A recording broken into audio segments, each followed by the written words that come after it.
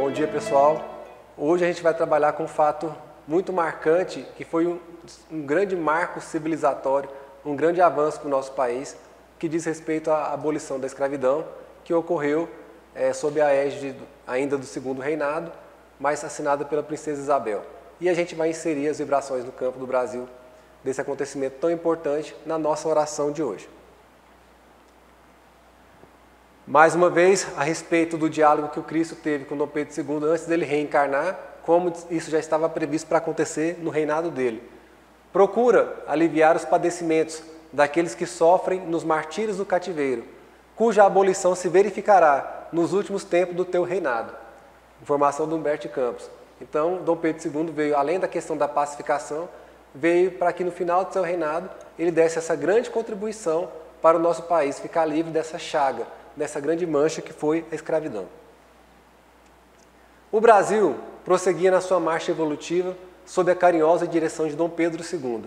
Estadistas notáveis, pelo seu amor à causa pública, assistiam o imperador em seus nobres afazeres, caracterizando as suas atitudes e atos com o mais sagrado interesse pelo bem coletivo.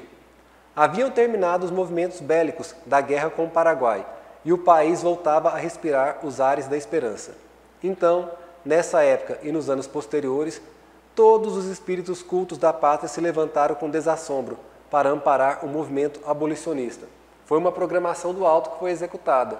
Encerrada a Guerra do Paraguai, encerrou a parte de conflitos bélicos, podemos dizer assim, do Segundo Reinado. Então, houve a possibilidade de se concentrar todos os esforços para essa meta aí, que era abolir a escravidão.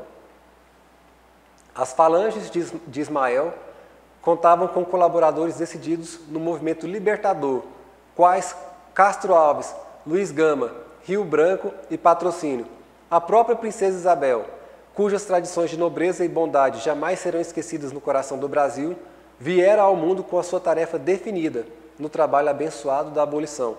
Então, os colaboradores de Dom Pedro II, aqueles que foram enviados pelo alto para encabeçar esse movimento, para gerar na sociedade essa necessidade, despertar esse ideal. Castro Alves, com o poema Navio Negreiro, todos conhecem que é uma coisa maravilhosa. E todos esses outros abolicionistas mencionados aí tiveram contribuições importantíssimas. E a própria Princesa Isabel, que já reencarnou com essa tarefa de libertar os escravos.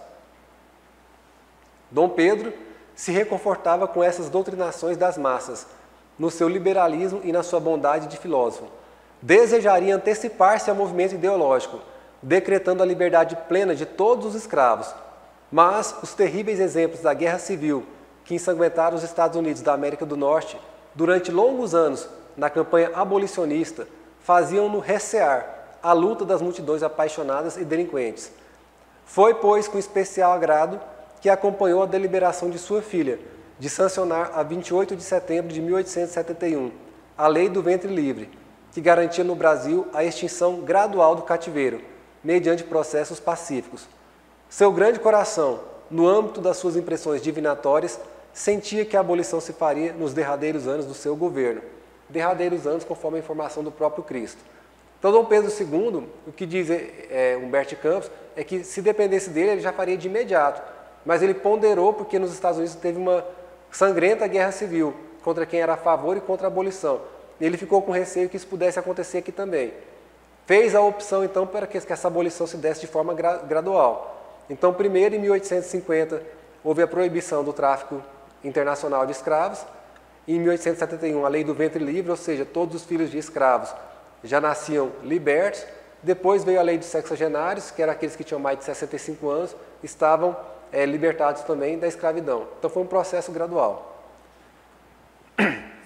E aí, Cristo falando com Ismael, já depois dessas leis. Ismael, o sonho da liberdade de todos os cativos deverá concretizar-se agora, sem perda de tempo. Prepararás todos os corações, a fim de que as nuvens sanguinolentas não manchem o solo abençoado da região do Cruzeiro. Todos os emissários celestes deverão conjugar esforços nesse propósito. E em breve teremos a emancipação de todos os que sofrem os duros trabalhos do cativeiro na terra bendita do Brasil. Então já tinha sido feito essas leis que iam gradativamente atacando o processo de escravidão e promovendo a abolição. e aí Cristo veio para falar, tem que ser agora a hora mais propícia de fazer acontecer. E o relato do Humberto de Campos é que a estatística oficial de 1887 acusava a existência de mais de 720 mil escravos em todo o país. O ambiente geral era de apreensão em todas as classes, ante a expectativa da promulgação da lei que extinguiria a escravidão para sempre, o que constituiria duro golpe na fortuna pública do Brasil. Mas Ismael articula do alto os elementos necessários à grande vitória. O generoso imperador é afastado do trono nos primeiros meses de 1888, sob a influência dos mentores invisíveis da pátria, voltando à regência a princesa Isabel, que já havia sancionado a lei benéfica de 1871. Então, houve uma providência divina para que Dom Pedro II fosse afastado por um breve período, possibilitando assim que a princesa Isabel viesse para cumprir a sua tarefa.